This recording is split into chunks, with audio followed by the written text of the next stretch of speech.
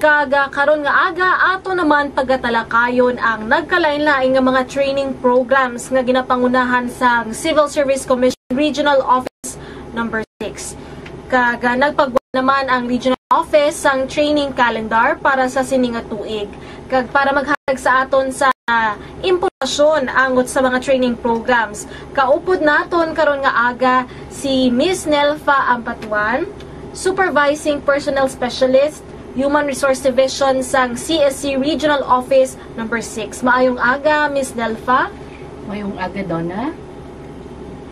Ginakalipay gid nato no bangod karon nga aga i-share sa ato ni Miss Nelfa kung ano bala ang mga nagkalain-lain nga training programs para sa 2013 kag kung paano bala mag-register ang mga interesado nga mag-participate sa sini nga mga training programs. So Miss Nelfa, for 2013, ano ba ang mga training programs again identify sang Civil Service Commission Regional Office number 6? So sa subong nga tuig, Regional Office may ara 11 ka training. Okay. So tawag ini mo nga regular training programs naka-schedule ini siya sa 4 quarters ang tuig. So kada quarter may ara nga schedule. So natapos na ang first manugtapos na gali subong ang first quarter of the year. So ang programa nga nakapat-in sa first quarter amo ang a seminar workshop on formulating the agency human resource plan and strategic performance management systems for state universities and colleges and for LGUs nga para sa probinsya sa Iloilo. Ini siya natapos namon sang February 2013. Ang masunod naman nga seminar parte mangyapon sa HR plan kag strategic performance management system pagahiwaton sa probinsya sang Capiz, ang venue sa Rojas. Ini siya magkasugod buwas hasta sa Biyernes kag sa Bacolod City for the Negros Province. And ang seminar workshop for the Administrative Justice, SAJ na ni siya subong Seminar on Administrative Justice. Bali ini siya reschedule sa bulan sang Abril pa. Okay, so amuyat to no ang mga training programs for first quarter of 2013. So to recap lang no ang programs naton for 2013 first quarter, we have the seminar workshop on formulating the HR plan and SPMS, for SUCs, Miss Nelf, no? Exclusive for SUCs. Okay. Separar man ang para sa LGUs. Okay.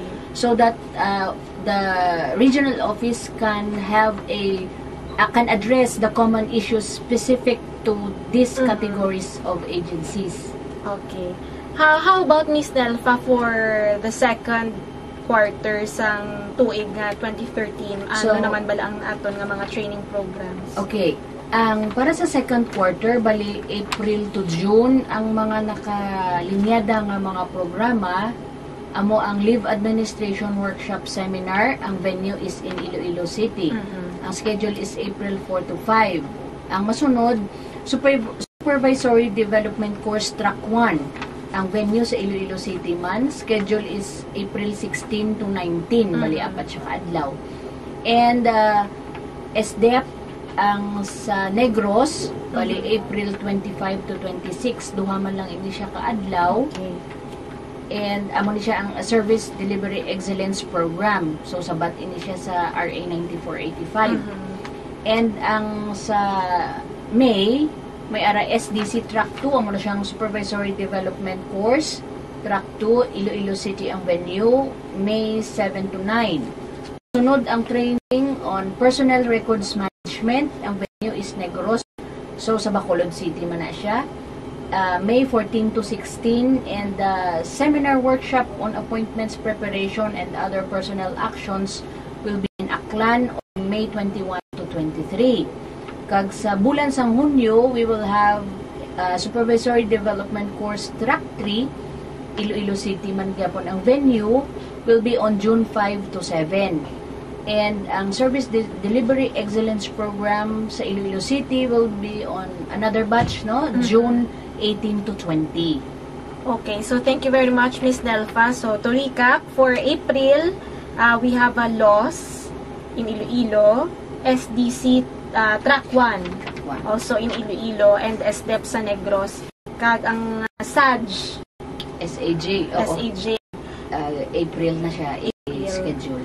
And we also have for May, SDC Track 2 sa Iloilo, TPRM sa Negros, kag swap OPA nga paghiwato naman sa Aklan.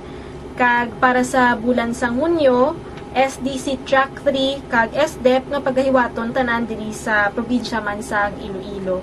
So we have the first and second quarters, no? So for the third and the fourth quarter, Miss Elfa, ano naman bala ang iban pang ginhanda nga training program sa CSC? So for the third quarter, we only have 4 programs. Kaya ang September, of course, we are celebrating a month-long celebration of the Philippine Civil Service. So, bakanti ina siya nga buwan for the regular programs. However, agencies pwede ka request no specific sa needs ang ilang mga employees. Okay. So, pwede sila ka request during this month of September. And for July schedule, July 9 to 11, seminar workshop for Personnel Selection Board members. Venue is Bacolod City.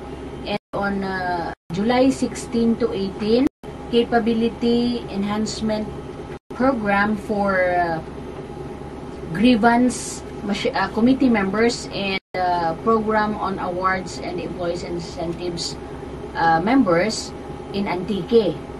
And on July 23 to 25, we will have enhancing technical working skills. Venue is also in Iloilo City. Sa August 1 to 16, so region-wide naman ini siya for province. Since may pag-o ini kita nga mga local elective officials nga nag-assume, kay definitely we will have our May elections. So they will assume ang mga buo nga mga elective officials mag-assume July. So nakita sang komisyon that there is a need no to inform the local elective officials regarding human resource management. Okay, so those are training programs for July and August 2013 and September. How about for August to December? May pabala kita sa mga training programs, Ms. Nelfa. So October, last quarter October, November, December.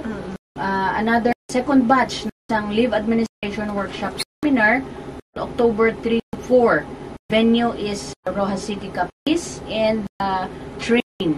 So, ang training for new entrants in the government, ang mga nag-umusulod sa gobyerno, ang date will be on October 22 to 24. Venue is Bacolod City. And sa November, duha lang ka programa. So, November 12 to 14, the second batch of the seminar workshop on appointments preparation and other personal actions sa Iloilo City ang venue. And retirement planning seminar on November 19 to 20. Iloilo City magyapon ang venue. So, ang December, ginabili naman na siya nga bakante sa regular programs to give way to agencies who will request specific programs for their employees. Okay, so to recap from July to September, so we have the seminar workshop on PSB sa Negros, CAPE sa Antique, ETWS sa Iloilo, and then August, ang seminar on HRM for local elective officials to be conducted per province. And as mentioned earlier by Ms. Nelfa, ang September, the office will entertain agency-requested training programs. Kag sa last quarter sang 2013, sa October, may yara sang laws, train. Kag sa November, swap OPA and replan nga paghiwato naman sa probinsya sang Iloilo.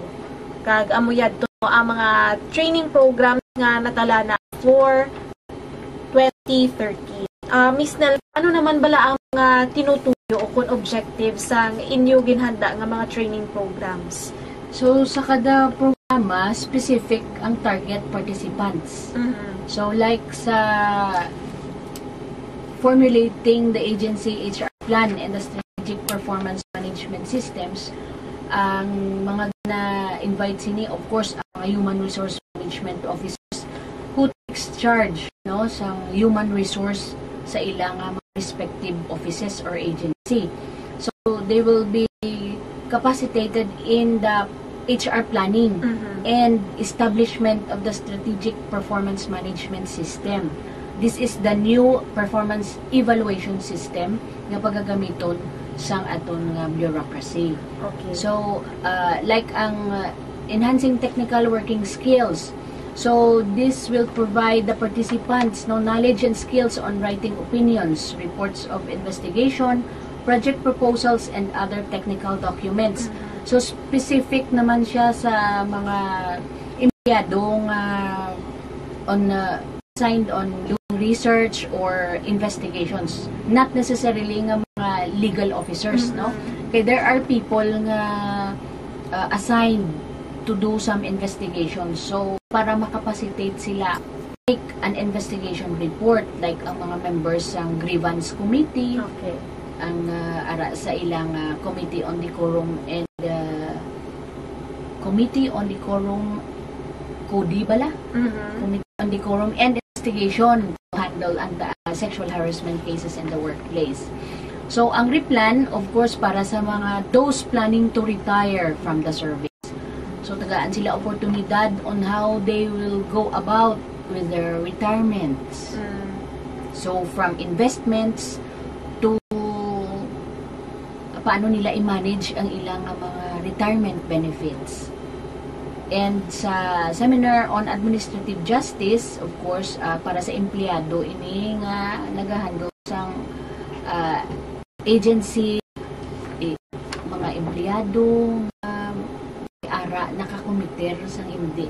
I mean, mga empleyado nga nakakomiter misfeasance or malfeasance. So, ang mga in charge to undergo, to handle this administrative, disciplinary, and non-disciplinary cases, i-train ini sila on how to handle. Kaya di may ara nga hindi lawyers, no? So, they will be capacitated.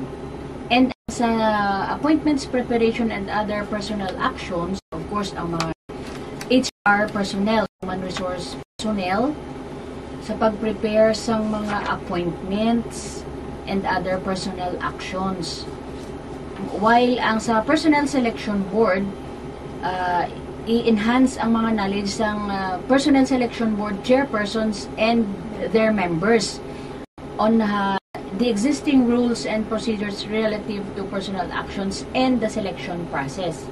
So, tagaan sila sa mga idea on how to go about recruitment, no, screening, ano nga mga screening materials ang pwede nila magamit sa pag-evaluate sa capabilities ng ilang mga applicants.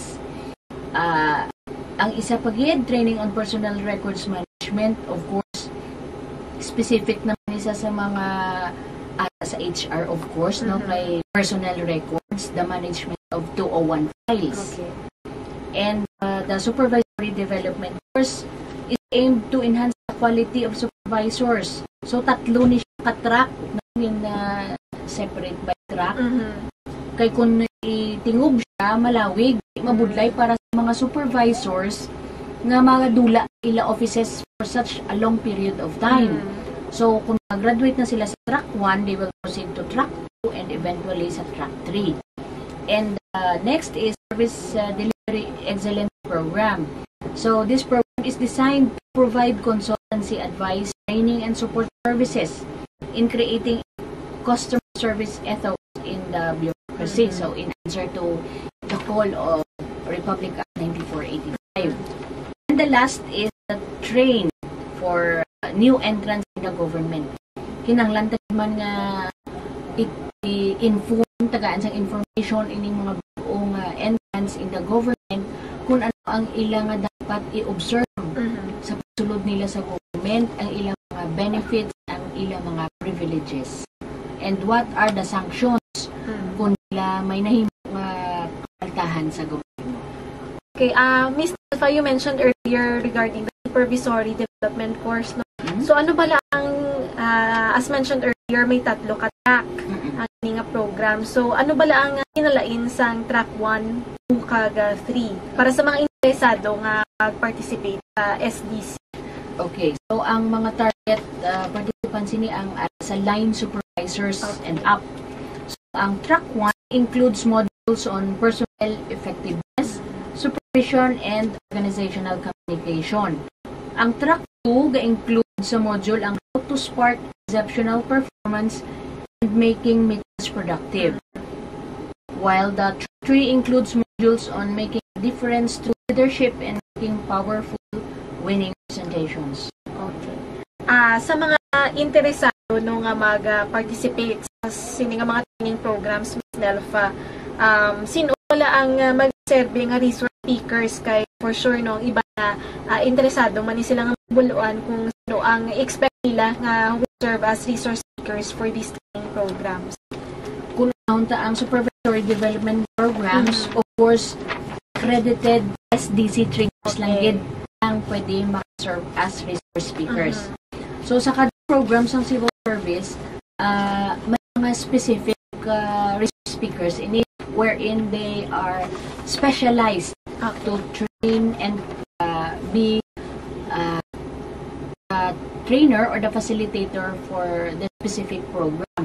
Like retirement planning, of course, ang mga involved ng speakers from the GSIS, from Pag-ibig, from the Land Bank, from BTI. So kung sa administrative justice, of course, ang mga speakers ni mga lawyers of the regional office. So kung sa leave administration workshop seminar, ang mga experts naman on leave administration and at the same time computation and interpretation of laws. So, sa technical writing skills, we have invited speakers from the academe. Okay. Okay, may mga project proposals and technical documents na gina-prepare sila. Okay, so those are no ang pools ang resource speakers for the 2013 training programs. So to recap lang, siguro no, we have a total of 11 training programs for 2013. Kag amo ini ang mga masunod ang CAPE or Capability Enhancement for Praise o Program on Awards and Incentives for Service Excellence and Grievance Committee members. We also have ETWS or Enhancing Technical Writing Skills. And the Leave Administration Workshop Seminar o KUNLOS, the Retirement Planning Seminar or REPLAN para sa mga manug-retire nga government employees. Then we also have the Seminar on Administrative Justice, Seminar Workshop on Appointments, Preparation and Other Personal Actions or SWAP-OPA, and Seminar Workshop for Personnel Selection Board members or SWPSP. May mansan training on personnel record management on TPRM and the supervisory development course nga mayara sang 3 ka tracks. We have track 1 which includes modules on personnel effectiveness, supervision and organizational communication. Track 2, which includes modules on how to spark exceptional performance and making meetings productive. And Track 3, making a difference through leadership and making powerful winning presentations. As discussed earlier by Ms. Nelfa. Kagamiyara man kita sang Service Delivery Excellence Program on SDEP. Training for responsible, accountable, and integrated new entrants para sa mga new entrants in government. Uko na train for short.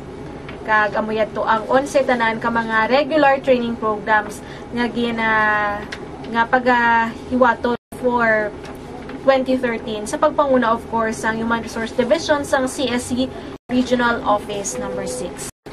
Kag nagabalik atong programa CSC on Air, kaupo naton sa gihapon si Ms. Nelfa Batuan sang Human Resource Division CSC Regional Office number 6. Kag sa aton padayon Ms. Nelfa no, ano bala ang mga aktibidad nga dapat pagamantayan sa mga interesado na mag-participate sa trainings nga i-conduct sa CSE Region 6 for this year?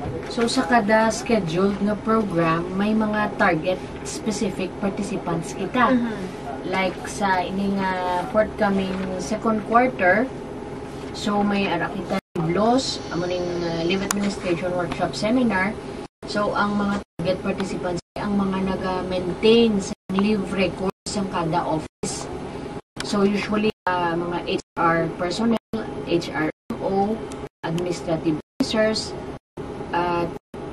to have an update kung anong mga bago mga issuances regarding leave laws. And SDC para naman sa mga supervisory positions, and ang SDEP para sa mga frontliners, no, mga empleyado tang ara sa frontline, para nga they will know how to serve their customers with courtesy and promptness. Paano naman bala mag-register, no, sa mga interesado na empleyado sa gobyerno? Paano sila makaregister sa aton nga mga training program? So ang amo na ginaobra sila mag-invite sa mga participants. Nagapadala kami sa quarterly invitation sa kada office or kada agency, and dira nakasulat ang registration fee. Ang calendar ginapadala naman at the beginning of the year, and gina-follow up ini naman sa kada quarter, wherein specific na ang mga programa for the next 3 months. So, ang mga registration fee nag-vary, depende sa programa. Kaya may mga programs na tag 2 days, so ang 2 days nga rate 2,000 na nga siya kung Iloilo. Pero kung sa Capiz nga 2 days, 2,200 na ina siya. So ang registration fee depende sa training program nga ila pag-aatinan. Okay, so starting ang pinakanubo natin na registration fee is 2,000 for a 2-day live-out seminar. So for 3 days nga live-out seminar is ang aton na 3 days live-out, usually live-out manggid aton nga mga tanang programa, no? Ang 3 days live-out kung Iloilo City based 3,100. Pero kung Negros Occidental based nga programs 3,500. Okay. And for 4 days naman nga live-out training. Ang 4 days nga live-out training ta amo ni siya ang SDC, no? So we have 4,000 kung Iloilo ang venue. Okay. So registration fee starts at 2,000, no? And for 4 days naman 4,000. So depending on the program and the venue sa training program. So how about ang mga ahensya sa gobyerno, Ms. Nelfa, nga for example, yara sila sa training program, luyag i-request, no? Pwede ban bala sila nga mag-request sa nga mga training programs to be conducted exclusively sa empleyado? So pwede sila ka-coordinate sa Human Resource Division kung ano ang need sa ilang mga empleyado. So the regional office, specifically the HRD, can design a program specific to their needs, no, para masapat ang needs ng ilang mga employees. So mostly ang gina-request sa office ta basic customer service skills, no, para nga maikot nila ilang mga frontliners, ang supervisory courses or supervisory training programs. Amo lang ini siya. Damo pa pwede nila i-request, no? Like kung gusto nilang mag-request on ethics. So, public accountability and ethics. Pwede man sila maka-request for 1 day or 2 day program. Depende sa need, no? And ang gina-charge lang sa civil service is 1,000 for every day sa program nga igakandak sa ila exclusive para sa ila empleyado. And of course, muna siyang admin cost and honoraria for the resource speakers. So ang agency na mismo ang mag-provide for the training kits and materials, including reproduction of handouts. And of course, ang pinaka-importante, food. Okay. Sana naiya ang kabalo, ang agency na mismo.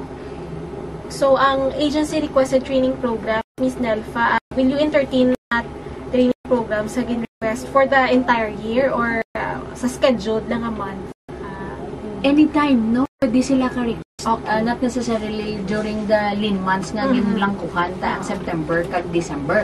So anytime basta nga may available lang nga speakers kag may ang schedule wala hindi magdungan sa regular program, gina-accommodate gid sa ating regional office. Okay. So ano ba lang ila dapat paghimuon? Do we need to write officially the commission? So kung isa ka opisina sa gobyerno mag-request sang programa nga exclusive para sa ilang mga empleyado, ang ilang paghimuon amo ang pagsulat sa regional director kay Director Rodolfo Encarnado kag kun ano ang ilang need ang mga schedule kay para nga ma-coordinate lang with the HRD kag maplanuhan ina sang maayo.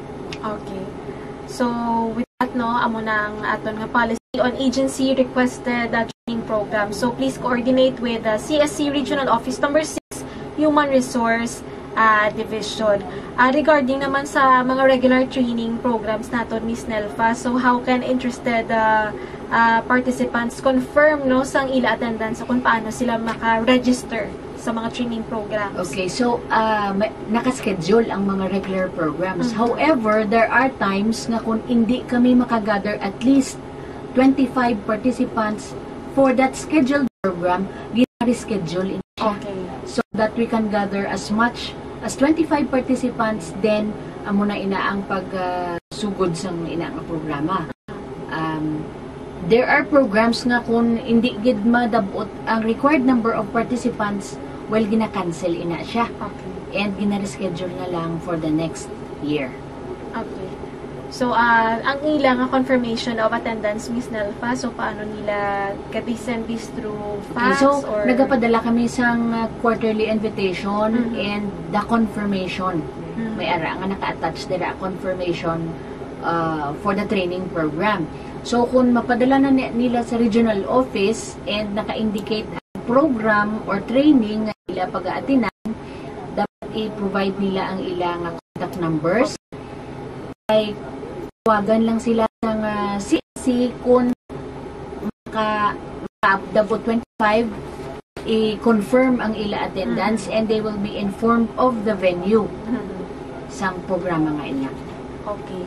So, madam, og salamat Miss Nelfa no, for the information nga imo nga ginhatag sa aton angot sa nagkalain-lain nga mga training programs sang Civil Service Commission Regional Office number 6.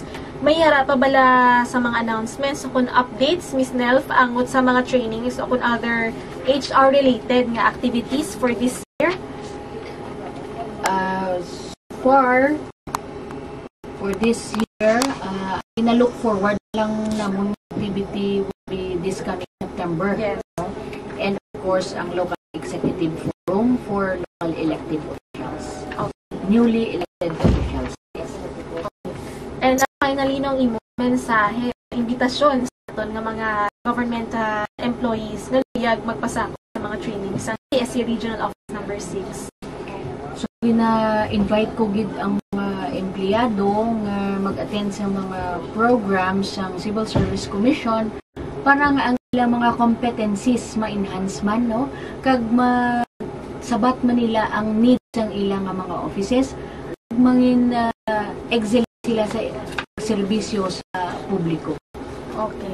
Madam, mga salamat Miss Nelfa sa imong po nga ginhatag sa aton kag sa impormasyon nga mo man gin-share sa aton nga mga tagalamati nga may kaangtanan sa mga training program sang CSU Regional Office number 6 para sa tuig 2013. So madam, nga salamat. Antes kita magtakopya rin pila ka mga importante nga hibalo. So the CSC is still accepting nominations for the 2013 search for outstanding public officials and employees. So may kita sang tatlo ka kategorya: the Presidential Lingkod Bayan Award, the Dangal ng Bayan Award o kung outstanding public official and employee, and the CSC Pag-asa Award. So for 2013, aside from individual nominations sa Lingkod Bayan kag Pag-asa Awards, group and or team nominations are also encouraged. And nomination forms and requirements can be downloaded sa CSC website www.csc.gov.ph. Inquiries may also be sent to the Honor Awards Program or HAP Secretariat at telephone numbers 02-931-931-931 0917-993, 932-0381, hotline 932-0111, or himo man ka mo mag-text sa text CSC 0917-839-8272, or email app@webmail.csc.gov.ph. So para sa mga detalye, man ka mo nga magtawag o kung makig-abot sa CSC Field or Regional Office. So ang telepono natin sa Regional Office is 321-2668 up to 69 or 321-1253. Sa iyak nga bahin, paghahimo naman ang qualifying test for Foreign Service Officer Examination kag Fire Officer Examination sa March 10, 2013. This Sunday. Kag agud naman maghatag sang dugang nga tion para sa mga interesado nga mag-file sang ila application sa April 14, 2013 Career Service Examination. Ang deadline naton will be March 5, 2013 o kon buwas nga adlaw. Kag sa piyak nga bahin, no, the CSC also urges agencies to form the SAL and review body. So this was underscored by CSC Chairman Francisco T. Duque III as he reminded heads of offices to start forming their respective review and compliance committee that check the statement of assets, liabilities, and net worth o SALN submitted by their officials and employees. So under Section 3 of Rule 8 of Republic Act No. 6713 or the Code of Conduct and Ethical Standards for Public Officials and Employees, it is the ministerial duty of the head of office to issue compliance order requiring those who have incomplete data in their SALN to correct the desired information, and those who did not file or submit their SALNs to comply within a non-extendable period of 30 days from receipt of the said order. So the CSC also issued Resolution number 1300174 or the amendment to the review and compliance procedure in the filing and submission of the SALN. Disclosure of business interests and financial connections stress that the heads of offices are given only 5 days from receipt of the list and recommendation of the SALN Review and Compliance Committee issued the compliance order. So Chairman Duque noted that the Supreme Court has created its Review and Compliance Committee. Meanwhile, the CSC will conduct an information campaign on the new SALN guidelines with its regional and provincial offices, conducting orientation sessions to foster better understanding on the new form and facilitate compliance. Under RA 6713, failure of an official or employee to submit his or her SALN is punishable by suspension for 1 month and 1 day to 6 months for the first offense and dismissal from service on the second offense. So para sa dugang nga impormasyon kung clarification sa bag-o nga SALN form, the public may call the CSC Public Assistance Center at 02-932-0111 or text 0917-839-8272 or call the contact center ng bayan at 16565.